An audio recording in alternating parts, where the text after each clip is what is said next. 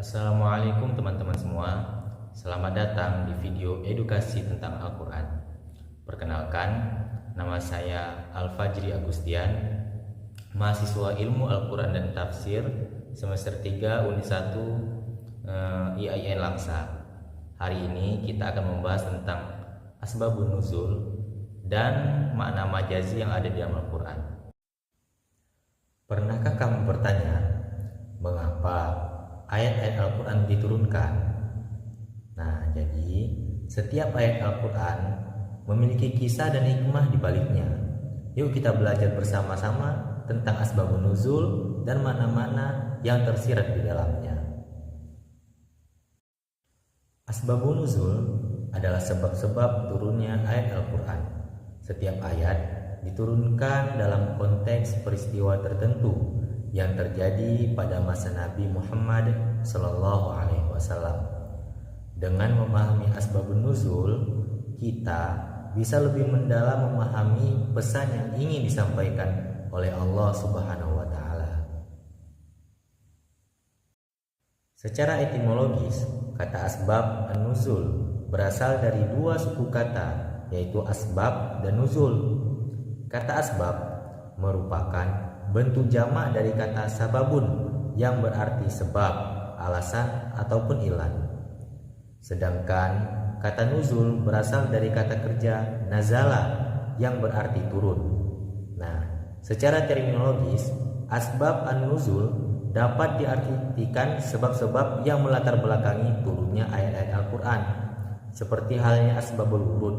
Dalam istilah ulumul hadis, istilah asbabun nuzul sebenarnya bersifat umum, artinya bisa dipakai untuk pengistilahan apa saja.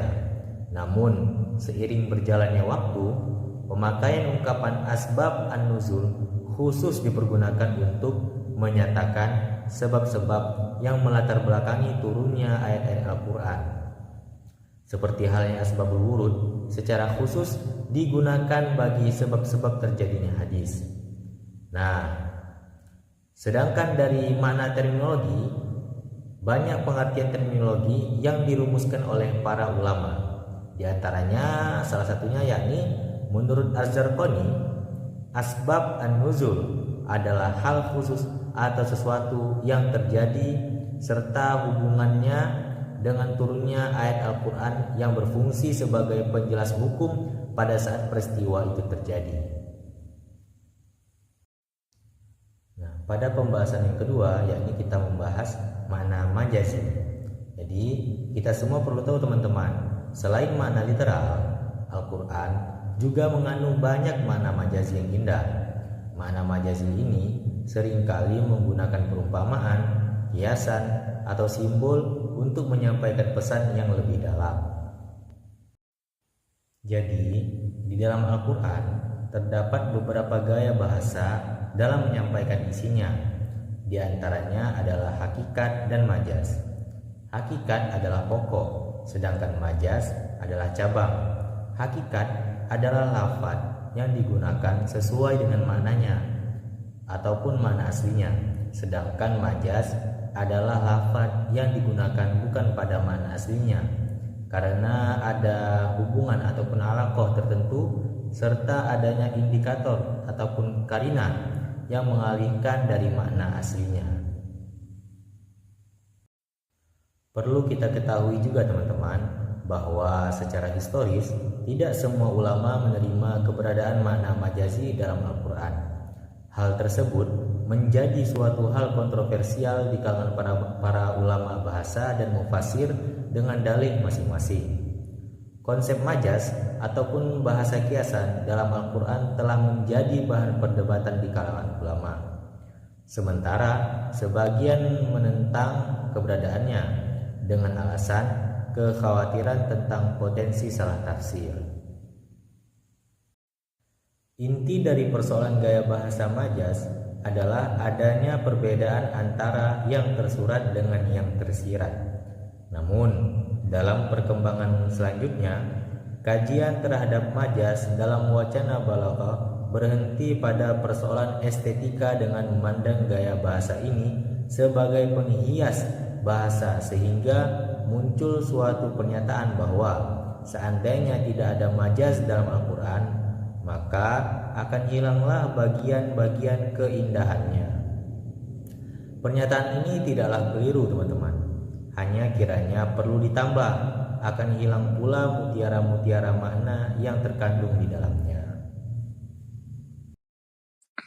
أعوذ بالله من الشيطان الرجيم بسم الله الرحمن الرحيم